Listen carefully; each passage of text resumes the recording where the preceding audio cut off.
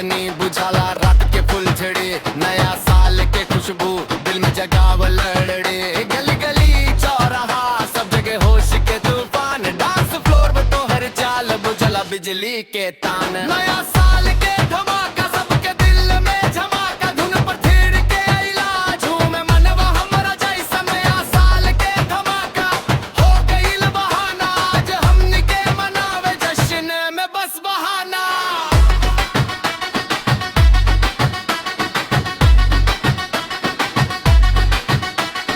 लहंगा घुमावे जैसे धरती के घुमावे ला, ठुमका लगावे जैसे दिल के झुमावे ला। छोड़ से दुख गम आज बस मस्ती के बात, नया साल के रात नया ख्वाब के सौगात। ए भाई मचावल से बवाल, ए बहनी तोरे चाल कमाला, डीजे बजावे लाई चमक के चारों ओर, हमारा दिल कहता और